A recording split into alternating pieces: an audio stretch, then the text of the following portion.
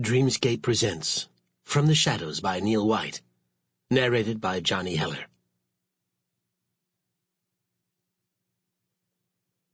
One year earlier. It was almost 1 in the morning. The house was in darkness, the curtains closed. He was wearing just a light sweatshirt and jogging bottoms, but he didn't feel the cold. His nights were about silence, not warmth. And the more he wore, the more noise he made. He waited. He wasn't sure what for at first, because he'd stood there before. Long hours as he waited for a sign that the time was right. But it had been too still.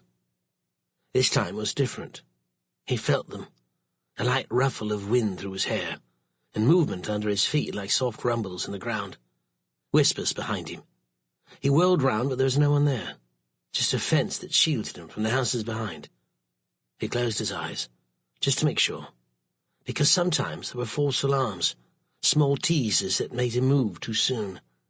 It felt right, though. His breaths were shorter, and his arousal made his tongue flick to his lip. She had her routines to keep herself safe, but they were her weakness, because all he had to do was keep watch. He slipped into her stride as she'd walked home, or he was the man sitting 3 rows behind her on the bus, or in a queue in the local shop with that bottle of wine to get her through the evening. She loved her Thursday nights. He'd seen her relief as she clutched the bottle and a long week at work became just one more day to get through. He knew what sandwiches she bought at lunchtime, and how she would sit outside if she could, when the weather was good enough.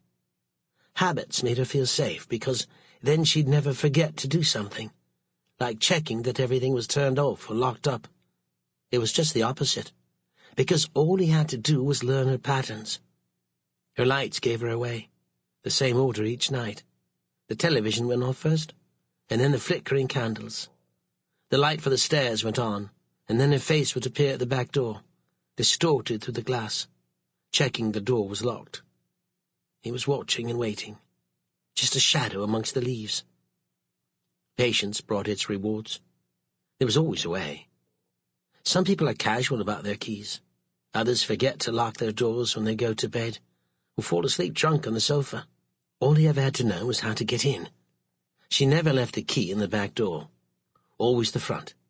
He'd guessed why, so she could open the front door quickly if she had a delivery or something, rather than rush round for the keys. People are forgetful, though, and she kept a spare back door key under a flower pot. Habits are dangerous. The stair light first, followed by the landing light. Her bedroom was next, although that was harder to see, because the bedroom was at the front, so the light was...